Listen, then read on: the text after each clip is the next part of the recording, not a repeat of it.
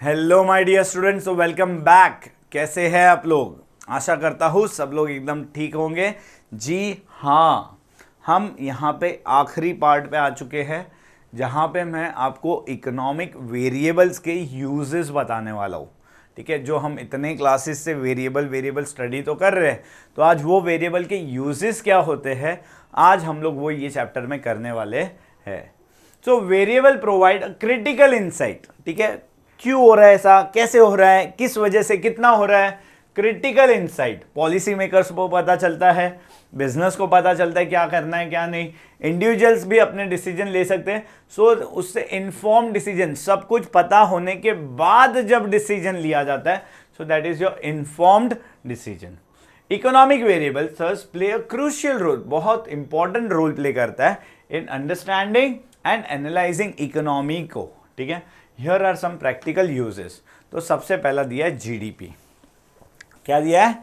GDP. ठीक है, GDP measures the total value of all goods and services produced with in a countries boundaries. ठीक है, borders के अंदर जितने भी गुड्स एंड सर्विस प्रोड्यूस हुई है उसका मॉनिटरी वैल्यू मेजर कर रहा है। Policy makers use the GDP. GDP को क्यों? तो उससे अपने को इकोनॉमी का ग्रोथ कितना है वो पता चलेगा, लिविंग स्टैंडर्ड्स क्या चल रहे कंट्री में वो पता चलेगा, रिसोर्स कहाँ पे एफिशिएंटली एलोकेट हो रहे हमको ये पता चलेगा। तो ये जीडीपी एक वेरिएबल है जिससे हम लोग को बहुत सारी चीज़ें पता चल रही है इकोनॉमी में। उसके बाद आता है inflation rate. Inflation reflects the general increase in the prices over time, कि ओवर द टाइम कितना प्राइस बढ़ते जा रहा है। तो सेंट्रल बैंक मॉनिटर्स इन्फ्लेशन, वो इन्फ्लेशन मॉनिटर कर रहा है सो दैट वो अगर ज़्यादा इन्फ्लेशन बढ़ रहा है तो वो इंटरेस्ट रेट बढ़ा देंगे सो दैट लोगों के पास पैसे कम हो जाए। पैसे कम होंगे तो खर्चा ऑटोमेटिक कम होगा और इन्फ्लेशन धीरे धीरे कम आने लगेगा, कम हो जाएगा। And maintain price stability maintain करते हैं वो इंटरेस्ट से। High inflation erodes the purchasing power. देखो, अगर इन्फ्लेशन ज़्यादा है तो लोगों के पास पैसे तो उतने ही हैं, तो लोगों का परचेसिंग पावर कम हो जाएगा, तो इसके वजह से कंज्यूमर को भी नुकसान होगा, बिजनेस को भी नुकसान होगा। Central bank and the government take the account of inflation. वो लोग देखते हैं कि भाई कैसे इन्फ्लेशन कितना बढ़ना चाहिए, एंड वो लोग मॉनिटरी और फिस्कल पॉलिसी के थ्रू, ठीक है, अपनी अपनी सेंट्रल बैंक मॉनिटरी पॉलिसी और गवर्नमेंट फिस्कल पॉलिसी इंप्लीमेंट करते हैं सो दैट जो इन्फ्लेशन रेट मार्केट में चल रहा है उसको वो लोग स्टेबलाइज कर पाए। ठीक है, सो देखो ये वेरिएबल अपने को काम में आता है। इन्फ्लेशन रेट अगर हम लोग स्टडी करेंगे तो उससे बहुत सारी चीज़ें अफेक्ट हो जाती है, इकोनॉमी में काम में आ जाता है। तो प्रैक्टिकल यूज़ अपने को पता चल रहा है यहाँ पे। फिर आता है अनएम्प्लॉयमेंट रेट। देखो, अनएम्प्लॉयमेंट रेट इंडिकेट्स के लेबर मार्केट में सिचुएशन क्या चल रहा है। गवर्नमेंट उससे एम्प्लॉयमेंट के लिए पॉलिसी बनाता है कि लोगों को और ज़्यादा जॉब्स प्रोवाइड की जाए, उनके लिए टैलेंट एक्विजिशन किया जाए, उनको लोन्स वगैरह दी जाए सो दैट वो लोग अपने बिजनेस कर पाएंगे। ठीक है, इकोनॉमिक हेल्थ मतलब हाई अनएम्प्लॉयमेंट में सिग्नल इकोनॉमिक डिस्ट्रेस, थोड़ा इकोनॉमिक स्ट्रेस में आ सकता है, हालत खराब हो सकता है अपनी इकोनॉमी का। ठीक है, फिर आता है interest rate. Central bank adjust the interest rate to influence the borrowing. देखो, इंटरेस्ट रेट बढ़ा देंगे तो लोग बोरिंग्स कम कर देंगे, या इंटरेस्ट रेट कम कर देंगे तो लोग ज्यादा बोरिंग्स करने लग जाएंगे, एंड उससे स्पेंडिंग कम हो जाएगा, इन्वेस्टमेंट भी चेंज हो जाएगा। When central bank lowers rate it encourages the borer, मतलब अगर कम किया तो बोरोवर ज्यादा पैसे लेंगे, उससे इकोनॉमिक एक्टिविटी बढ़ जाएगी। उसके जगह पे अगर ज्यादा रेट हो गया तो उससे क्या हो जाएगा, इन्फ्लेशन कम हो जाएगा, इकोनॉमिक एक्टिविटी कम हो जाएगी, ग्रोथ रेट थोड़ा अपना स्लो हो जाएगा। फिर आता है population. Population size affects the resource allocation, कि भाई जब हम लोग पॉपुलेशन का वेरिएबल स्टडी करेंगे तो अपने को पता चलेगा रिसोर्स कहाँ पे कितना एलोकेट करना है, कितनी रिक्वायरमेंट है, उस हिसाब से हम लोग रिसोर्स एलोकेट करेंगे। A growing population signals an increase demand for housing. देखो, सीधी बात है, पॉपुलेशन बढ़ेगा तो लोगों को घर, हेल्थ केयर, एजुकेशन, ये सब चीज़ों की तो ज़रूरत पड़ने ही वाली है।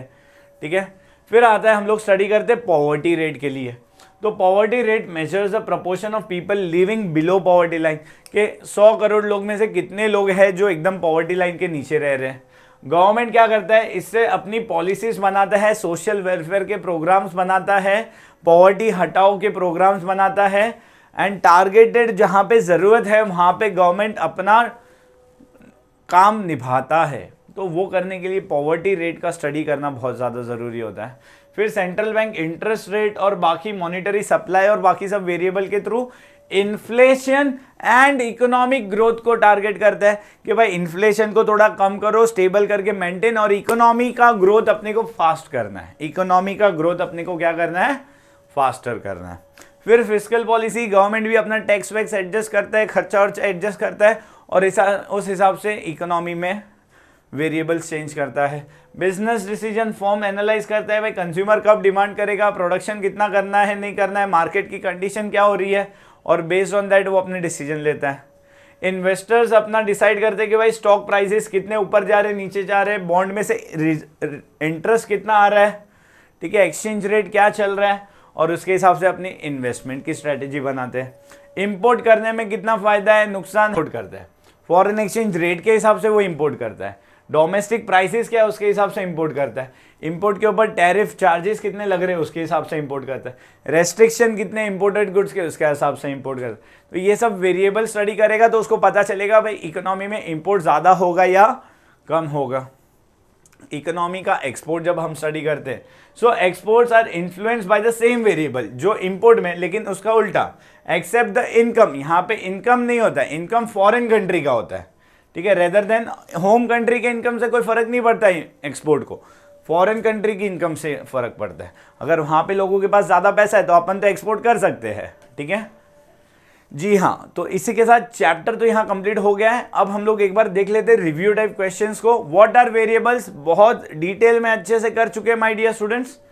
टाइप्स ऑफ वेरिएबल अच्छे से किया हुआ है हम लोग ने। एक बार सिर्फ बता देता हूं आप लोगों को।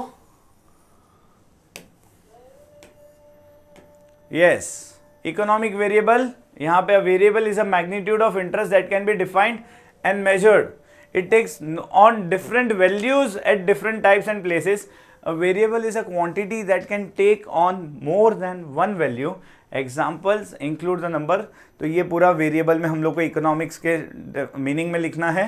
टाइप्स ऑफ वेरिएबल ये 7 जो मैंने बताए हैं, इसमें से 5 to 6 टाइप्स अगर आप लिख दोगे तो आपको पूरे मार्क्स मिल जाएंगे यहाँ पे, ठीक है. चलो आगे बढ़ते हुए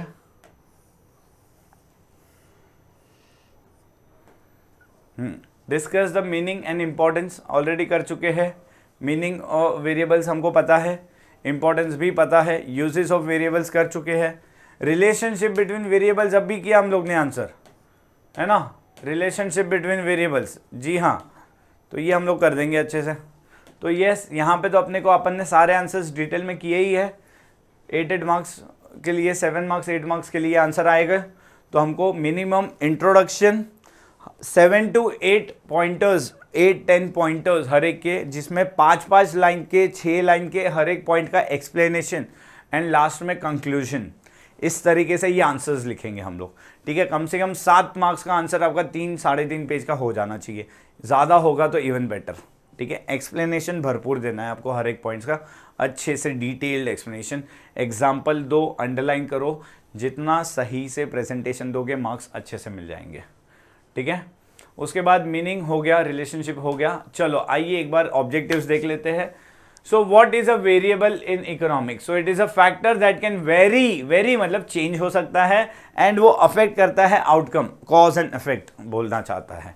विच of the following is an example of continuous height of individual, ठीक है. Why are variable important in economics analysis? Because they help us to measure and explain the relationships, ठीक है. एक की वजह से दूसरे पे क्या इंपैक्ट होने वाला है.